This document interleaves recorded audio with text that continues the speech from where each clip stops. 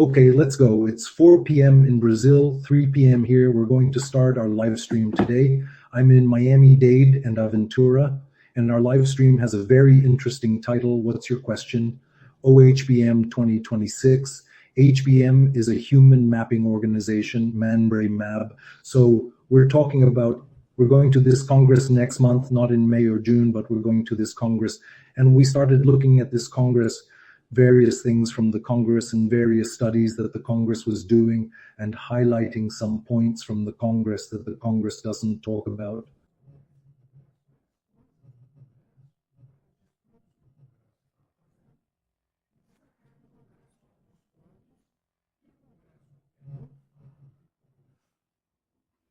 But in the midst of his studies, he shows and tests. This Congress it seeks to pursue more ecological ideas. What is an ecological idea? It's studying people in real life, not studying people locked in a lab, presenting stimuli to their faces while they just stand there staring at a screen. No, walking, talking, sleeping, getting up, waking, eating, drinking. I mean, a person more aligned with that normality in real life. So that's the idea of this Congress, and I will be there next month. But I gathered the following. I summarized the Congress and what is truly important for people, especially for those who won't attend the Congress. Some people won't go to the Congress. What? No problem. Congresses are events that not everyone attends. There are also some researchers who will be at the Congress. So we will focus a bit more on the general public, especially teenagers, to give a clearer idea of what is happening with neuroscience research. This organization, Mapa Humano, is very interesting because all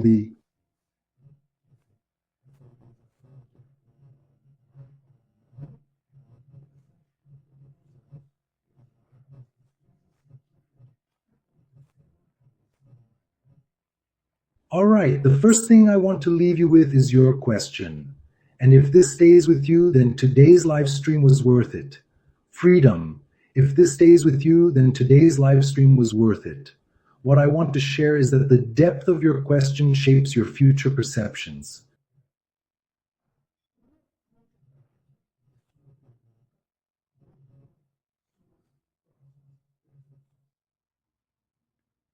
Let me say this again because I want it to stick. I need you to understand this, okay? When you have a question, the question is yours.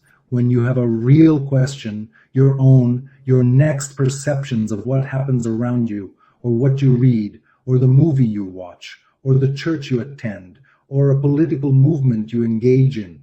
If your question is deep, your next perceptions are shaped by it. So does that mean the essence of life is your question? Yes. The science of life, and sometimes I'll give an example without asking, you just wake up.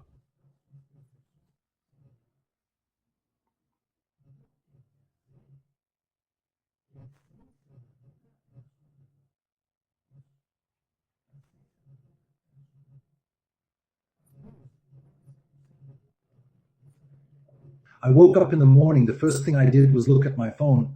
Oh, a news story popped up. The news story is, now I have a question about the news. Is it true? Is it a lie? The question isn't mine. I didn't have a question about the news.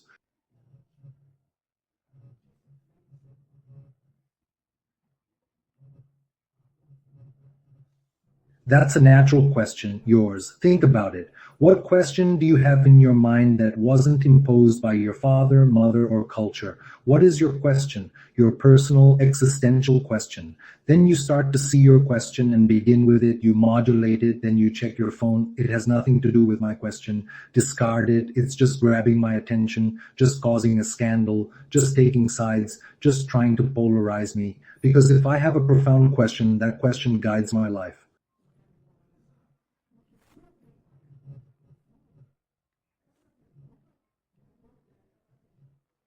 Or as a friend of mine says, why not live life in the South, right? Living life in the North relates to the Northern Hemisphere, since people from the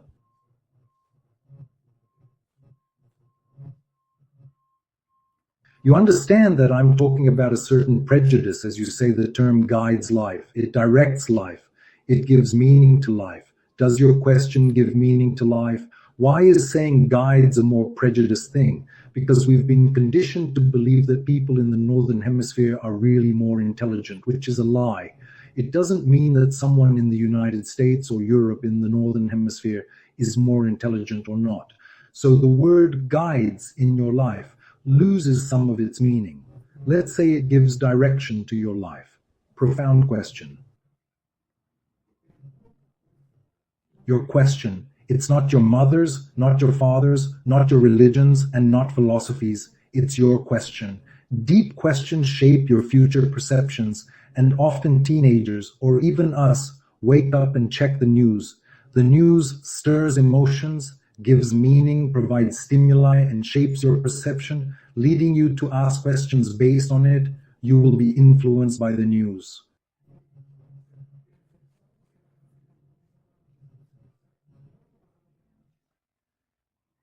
Look, today's live stream is about your question, HBM 2026, and I'm already stuck here. Why am I stuck? At a conference I attended a while back, I went with a researcher friend, and he said, Jackson, let's go. We went to the conference to see what US government agencies would discuss. It was SFM. What would they do? I looked at my researcher friend and said, man, why do I need to hear these guys from the American Security Agency, the American agency? It's like this, Jackson.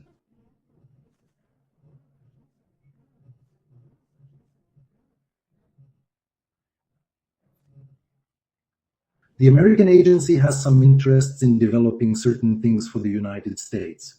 With this interest in developing things for the United States, they will present a project where they will give money to this scientific journal, this newspaper, or that publication. By giving money to these scientific enclaves, these journals promote and open up possibilities for scientific articles from all over the world to be showcased by them. And these scientific articles from all over the world are being shaped by these agencies. So in reality, the question originates from the American agency, and the scientist is just trying to get their article published in this or that journal, but that journal is already being shaped by a specific question. This means the scientist can also feel a bit lost. Sometimes, and this often pains me since I work solely with scientists, the scientist's question has nothing to do with the 10 kilometers surrounding their university. Their university is a medium, a community, and it's the people who, in some way,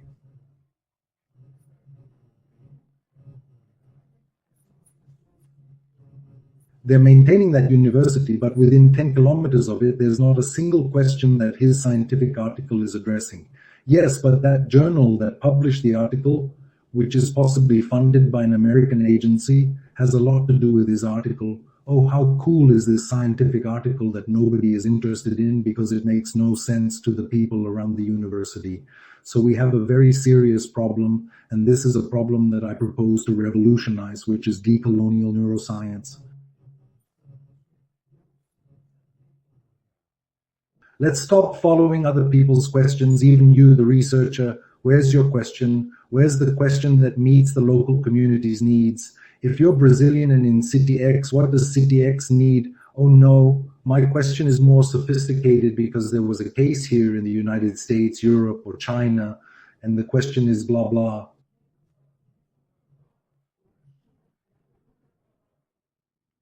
Beyond the needs of the local community, who is receiving the material and information from your question? Isn't it for the community? Isn't it even for you, just for your ego to be represented in a good journal because you discovered something? Oh no, it's about COVID. Well, COVID affected everyone. COVID is aligned, you understand? So this is the standard we need from Latin American researchers. Let's extend Brazil to Latin America, which is often overwhelmed, which often has to scramble to conduct scientific experiments, which is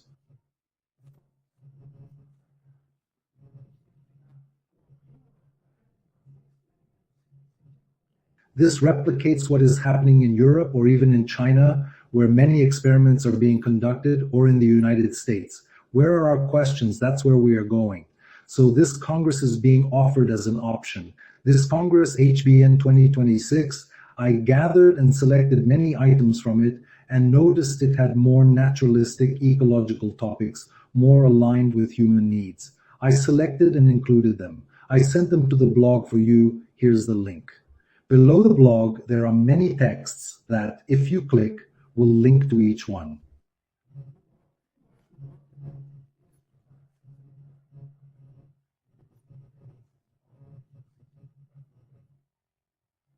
What are these things? They represent the difference in behavior when you are alone and when you are in a group. The difference in perception you have depends on how you feel and where you are. So all of this is significant for you. April 22nd was a very important day, and it relates to what I am discussing today, okay? It is Earth Day. April 22nd is Earth Day, and on Earth Day, the religion that most closely aligns with the planet is the Inca religion, which is Pachamama.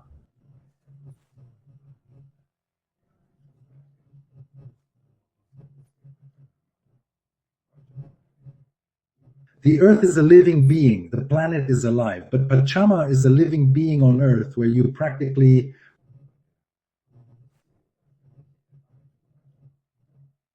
You are not a being from another planet created for you, where you can deforest and do as you please. No, you are the planet, you are part of it. So Pachamama is understood in that way.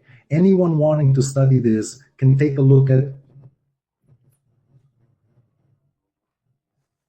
Artificial Intelligence Exploring Pachamama will have much information. But on the 22nd, which was Earth Day, right? Sometimes you take a moment to look outside. Nice planet, ecology, the air, the water, important things for us. The development not only of our species, but also the possibility for all species to develop. The multiplicity. It's fantastic, truly, when you gaze outside. But suddenly you can also shift to an inward perspective. What does inward mean? Inward is like this. You, in a way, with a relaxed hand, well, I will talk a bit about Zone 2 shortly. In Zone 2, relaxed, very stable with yourself, you realize that your mind can do a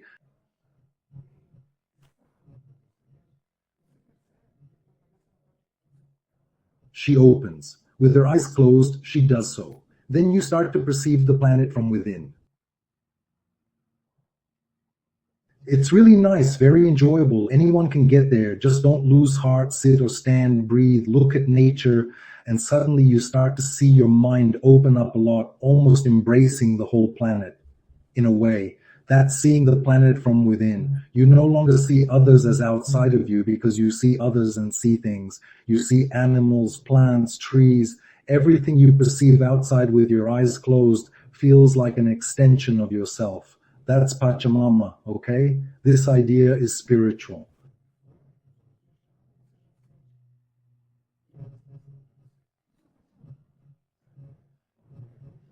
So this is very important, and it occurred on April 22nd. It's good to highlight this, because in Zone 2, when you're in processes of metacognition and enjoyment, without needing to do anything, you're in Zone 1. You're doing things. Zone 2, I'll explain a bit more shortly. You've opened up. Then you incorporate the whole planet from within. It would be something like this. Everything you've perceived in life, everything you've seen in movies, everything you perceive now.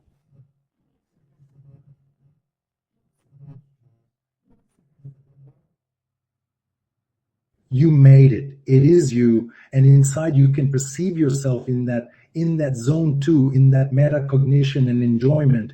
So it's very interesting. This is a good exercise for you to feel the planet from within. Because you are the planet. You didn't come here from somewhere else. Every atom in your body is made of this planet, so you are the planet. And some theories and ideas put the wrong questions in your head, and you think this planet was made by a divine being for you to come here, deforest, exploit, and make money. That's very strange, very disconnected from life, okay? So you are the planet, and when you perceive the whole planet within you, you will have a kind of maternal essence, an essence of caretaker, of maintainer, of adding value to the planet.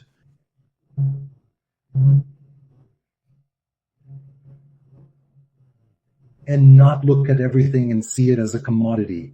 How do I sell it? How do I do this? How do I profit from it? As if money were the essence of life itself. Without money, you are at a disadvantage. But money,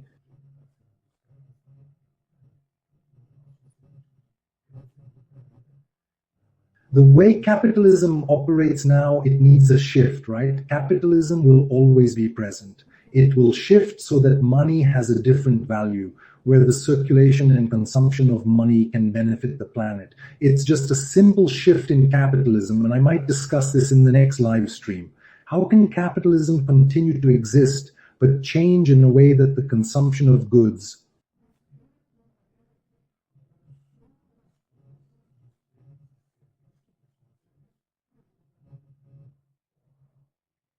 people too, next live stream, okay? And it's more or less just to give a summary of the next ones. We're going to stop maintaining this insanity to defend things for the rich. The rich in all countries control things in a way that makes you even have bizarre questions.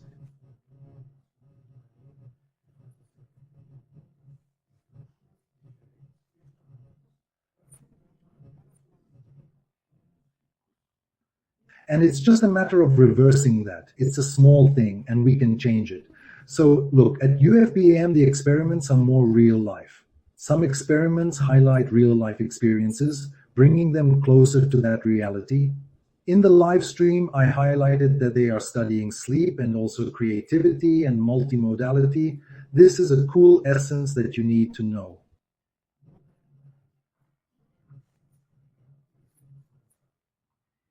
Sometimes we get lost thinking that you are cognition, or that you are emotion, or that you are social interaction, or that you are work or sleep. You are multimodal. What does multimodal mean? You have several layers. You define yourself. And I also evidently you have several layers. These layers act in a way.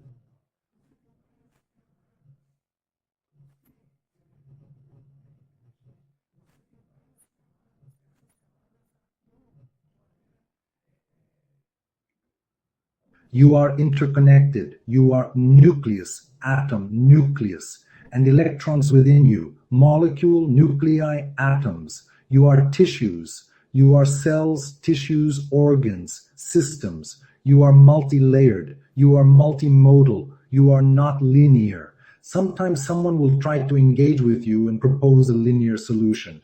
A linear solution doesn't resonate with me because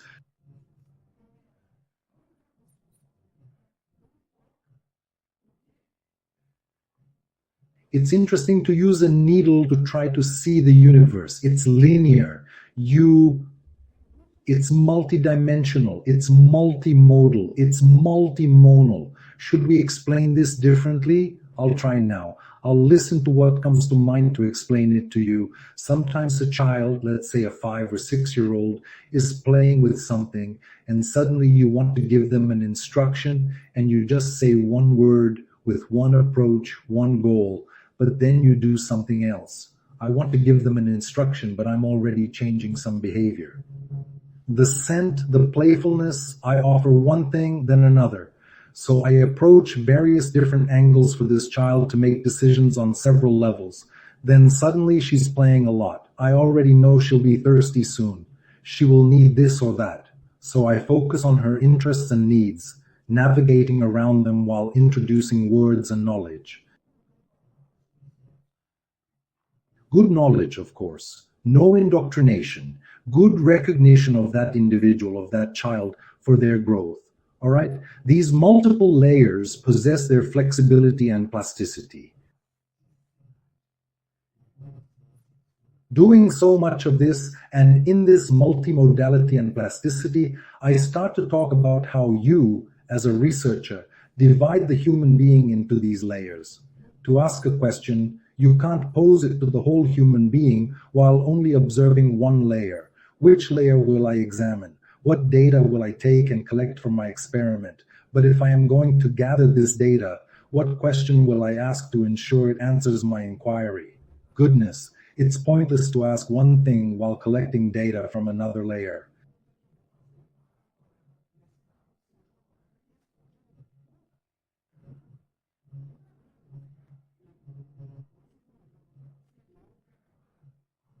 Ah, Jacques, what you're saying is quite strange. Let's talk a bit more simply. At one point, I created 8 connectomes, 8 avatars, which are 8 references, ways to view life. For a researcher, one aspect is brain biochemistry. I'm going to ask a scientific question about brain biochemistry. So I named this concept brain biochemistry, this reference braille. I personalized it, I made a little figure, something that is really a reference.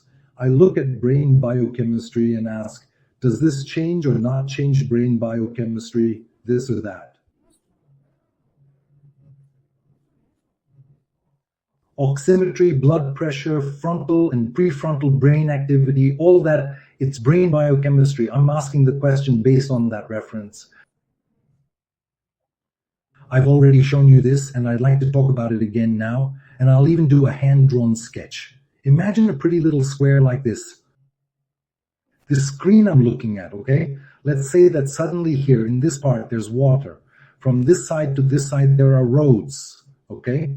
There's the road. This side up here has something with birds or something like that. If you take a person at this point and tell them to go up, they'll see birds. That's right. If they are at this point and I say they go up to see birds, no, they'll see something else. It depends on your frame of reference. How you move around the city, you find different things.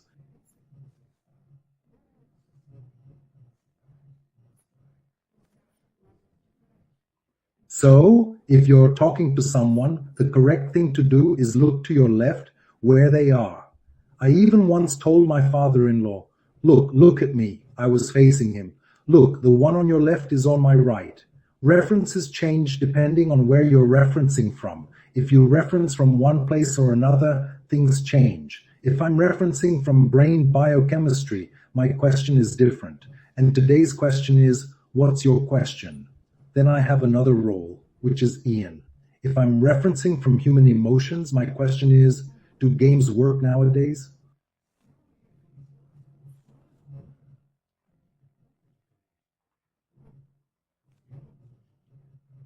With the variability of human emotions. It's like a computation based on emotions. The gamer has an AI, artificial intelligence, designed to evoke emotions in each player so they remain in the game longer.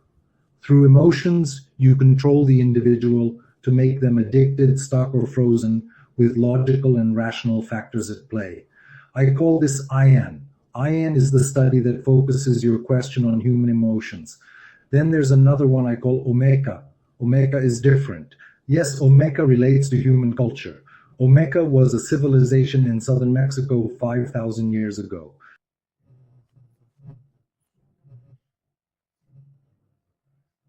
Black pharaohs were an impressive thing. We hardly ever talk about it because our culture is always Europe, the United States. 5,000 years ago, there were black pharaohs who were the omegas. After omega, I have E and Re. Sometimes you change your state of consciousness, and this change in state of consciousness gives you different concepts. Your question changes. Your experiment changes too. Then you will measure states of consciousness or do it in these stages in response to these stimuli. And what response do you give? Opus. Opus is almost related to looking at the planet from the inside. Opus is when you have your proprioceptive process. Proprioception is how your body is in space. But extended proprioception I call opus, how you perceive yourself in the environment. That is opus. I can see myself, my nephew just went to Atacama and he took some night photos with all those stars, a completely starry sky. I see myself in the middle of the stars. That's what I can do.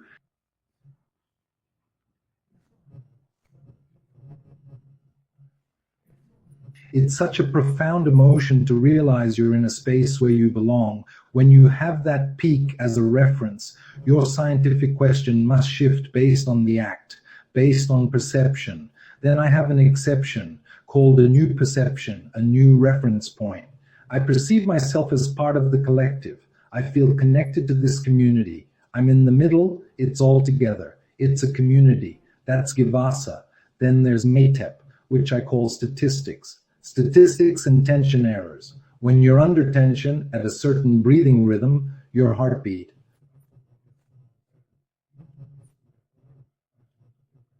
It changes in a certain way. When you inhale, your heartbeat tends to stabilize. If you hold your breath, it becomes fixed with no variability. You exhale slowly and it varies a bit. So you see, this MAT-EB statistically indicates what moment you are in, your respiratory rhythm, and in that rhythm of exhaling, holding, releasing, holding, exhaling. But it's instinctive, like when someone is in the middle of an experiment.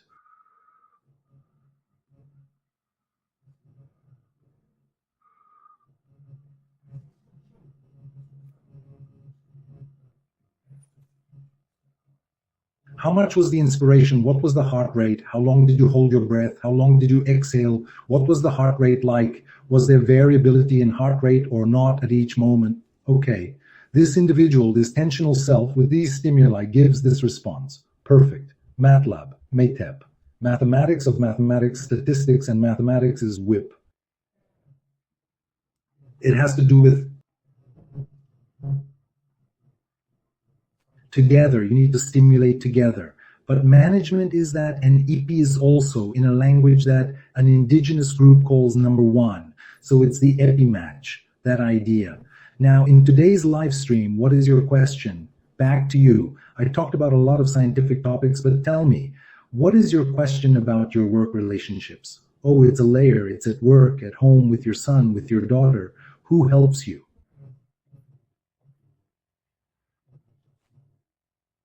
With your boss, with someone on the street, the questions you are asking are shifting your mindset and your perception is changing.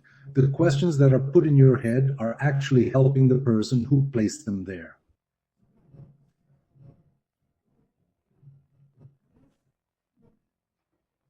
Who showed up early in the morning and put a cell phone in front of you? Oh, is it true or is it a lie? That question. Is it true? Is it a lie? Who told you the news that's making you hijack your brain, hijacking your brain with your attention span? And then you stop living your question. You stop living your life. You end up focused on just answering the question.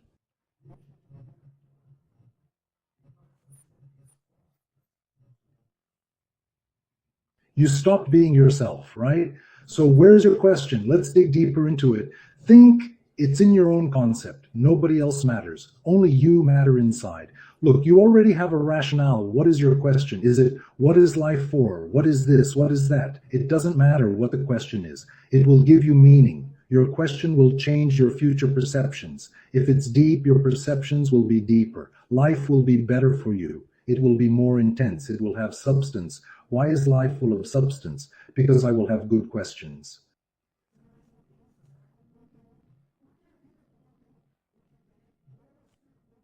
I won't be polarized in this politics, this religion, this or that. I will be living my questions. And when you review your questions, you can say, wow, look, I'm getting answers from life.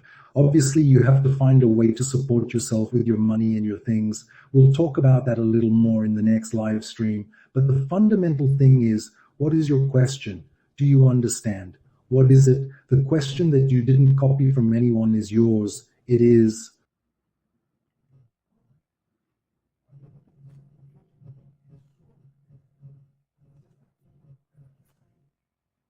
Ask yourself. That is my question. If you ask it, your brain matures. Tomorrow it will change, it will grow, it will improve. Remember, I mentioned a question I've had since I was very young. What would I be like in another culture with different knowledge in another language? If I spoke another language in a different culture and in other times, what would remain the same? This question that deepens my understanding has led me to where I am now, and it has brought me contentment. Consciousness, the human mind, it gives me a lot of pleasure and sometimes some dissatisfaction too, which is nice to believe in something, even if it's a lie, just for fun. But the important thing is to have your own question. It's crucial to see that these neuroscience centers, even the researchers, when they lack a question, are biased. They will conduct a whole scientific experiment that won't help anyone around their university. That's what I wanted to share with you this week. Until next Wednesday.